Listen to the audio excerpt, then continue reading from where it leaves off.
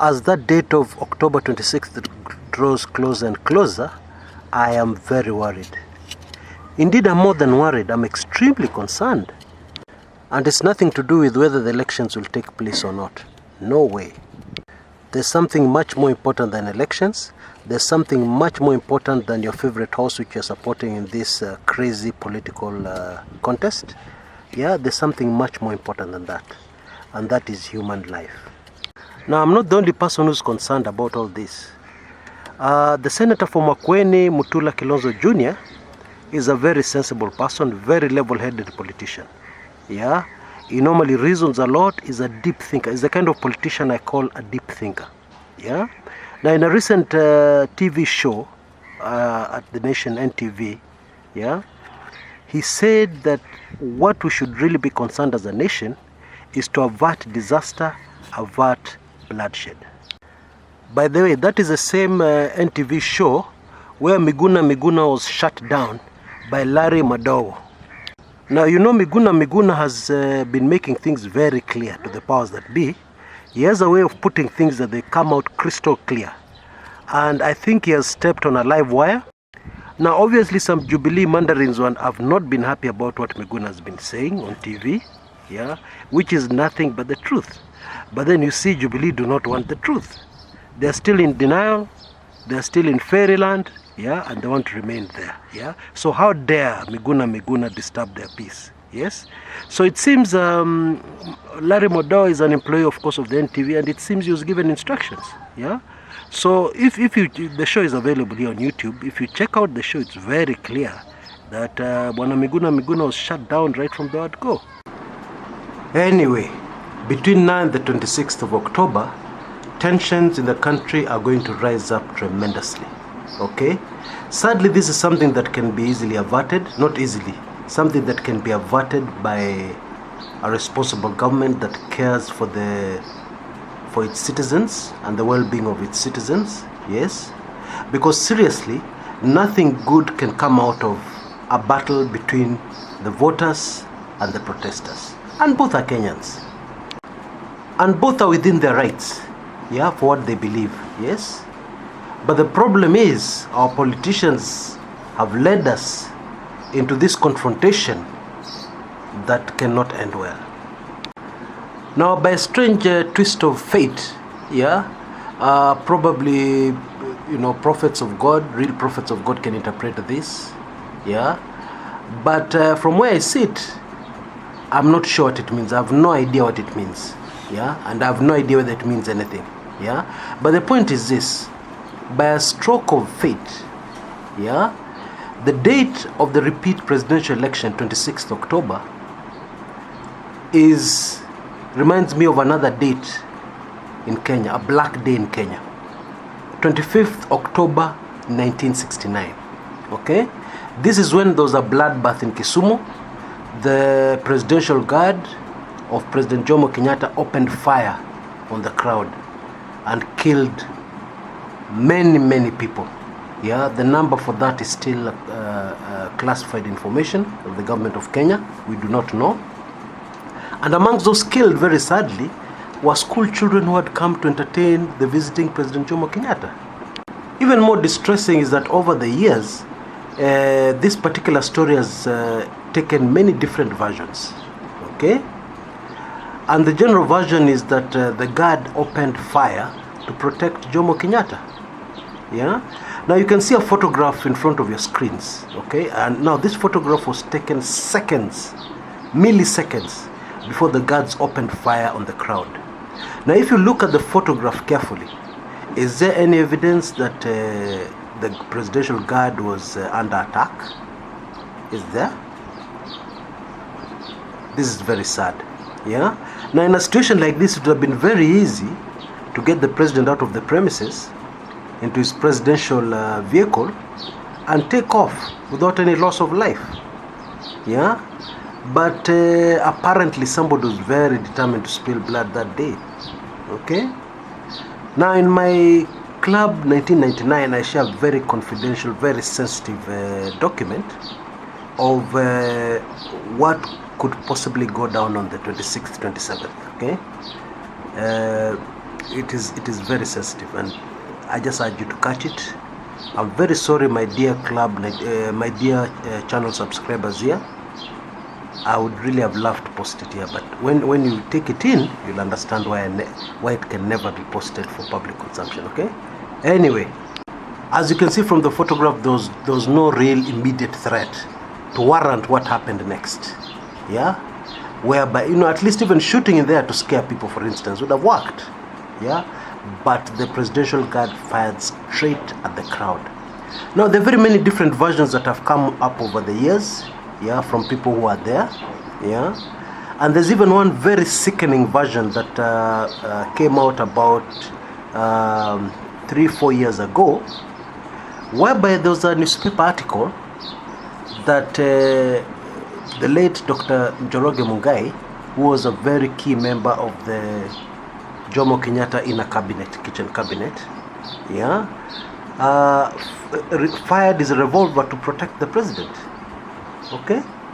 Now, we had a situation where already the bodyguards were firing at the crowd, at innocent people. Yeah. Why would Njoroge Muigai need also to fire a gun? Ask yourself that question. Yeah. Very, very, very strange. Okay. Anyway, he fired into the crowd. Yeah. And his bullet most probably caught a few people, few innocent lives. Yeah. That's Kenya for you. Now, you'll even get more shocked. There are more shocks in connection to this incident, yeah, but they're very closely related to what we're expecting on the 26th, 27th, yeah. There's plenty of evidence that the whole thing was stage managed. Okay, I will not go into the, I have other recordings of this channel which explain why it was stage managed, but for now let me just focus on something that proves that actually it was stage managed. Okay. Now, a few days before the meeting, before President Jomo Kenyatta went to Kisumu, a close aide of the late Jaramogi Oginga Odinga, somebody called Odinge Odera, yeah, received a warning from a friend who worked for the special branch, the NIS of that time, yeah, and he was told very clearly that there was going to be trouble in Kisumu. Okay. Now, the question is, how did the intelligence know there was going to be trouble in Kisumu? That's the first question. Okay. Number two, if the intelligence knew there was going to be trouble in Kisumu, why did they allow the president to go ahead with his visit? Look at those two key questions and you'll understand that for sure this was a stage-managed event. Now, Odinga Odera did his best and he went to Jaramogi straight and warned him that he should not travel to Kisumu, that there's going to be trouble. This is 25th October 1969. Jaramogi, of course, ignored the warnings. Yeah, he was always a very confrontational, very courageous sort of a person, and he must have seen, failing to go to Kisumu as chickening out. Yeah, so he went ahead to Kisumu, and indeed there was trouble, but trouble more serious than anybody would ever have guessed, except of course those who stage managed it. One more thing, if you look carefully at the photograph on your screen, you will see a security person, or somebody dressed in a beret, a security person dressed in the beret on his head, holding a chair, yeah, towards your right. Okay. Now, that chair is what started the whole fracas, the whole bloodletting. That was the signal, because somebody from the crowd threw a chair towards the president. Of course, it did not reach the president. It was caught well before it reached anywhere near the president. But when that chair was thrown, is when the security personnel, the presidential guard, went for their guns, as you can see in the photograph. Okay, they are not under any threat from any people who want to overrun them. They are not under any threat from flying missiles. You'd have seen the reaction from the photograph. They're just focused. Some of them even look very blood hungry, like they're very excited. Yeah, they're about to do something very exciting. Yeah. Anyway, in my view, Kenyans should do everything in their power to stop the 26th of October happening. Okay? Somebody's loss of ego is not as important as the loss of innocent lives. Lives are very precious. They are more precious than any political contest. They are more precious, much more precious than any political position. And I'm not talking about many lives. Just one life is more precious than any political contest. One life. Forget the many that could be lost. Yeah, one life is more precious than any political office, is more precious than any political contest, and definitely is more precious than the ego of any individual who does not want to be proved wrong, who does not want to back down. Okay? That's really what my view is. In my view, Kenyans of goodwill from all over the world should petition very strongly to make sure that no demonstrations take place on 26 October and no election take place on 26 October. Yeah, both events have to stop taking place for this to work. Yeah, because if you stop one, the other will definitely take place. Okay, I mean, what I mean is election. If the elections are stopped, if the elections are not stopped, definitely the demonstrations will take over. Okay, and there's no way of stopping the demonstrations unless the elections are stopped. It's as simple as that. Okay, and you see, the people on both sides are Kenyans. We can't say that the people who want to stop the demonstrations are foreigners. Oh boy. Anyway, sometimes I feel like I'm playing a guitar to a flock of goats.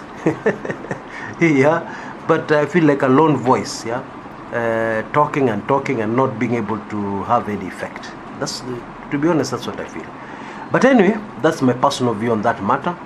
And I believe it should be the personal view of any Kenyan of goodwill, yeah, who does not want to see any precious Kenyan life lost. Yeah, it is very sad that human life has become so cheap in Kenya. Yeah, that really for most people it's not a big deal. That is very sad. Yeah, because human life is so important that if even one human life is lost, whatever political battle was going on, whatever political contest should stop. Yeah, in fact, people on both sides should just stop and say, oh, we pass our condolences to the Kenyan who died. Yes, we do not support that side of the political divide, but this was a Kenyan who died, etc., etc. But that's not what we have seen. Indeed, in social media, we have seen people cheering, saying, oh, you know, why were they demonstrating? Which is very sad, because most of these people killed so far were not even demonstrating. Yeah, 6-month-old baby Pendo, was she demonstrating? Yeah, the girl in Madare, was she demonstrating, playing outside on the balcony of a house? Yeah, the kid who escaped death just the other day, a 2-year-old, was playing somewhere in a playground, and you know, somebody shot her around the shoulder. And you know, there was a bullet lodged around the shoulder. Was that baby demonstrating? Anyway, let's just hope for the best. Those who are praying, heighten your prayers now more than ever before. And God help us all. Until next time, this is Kumekucha.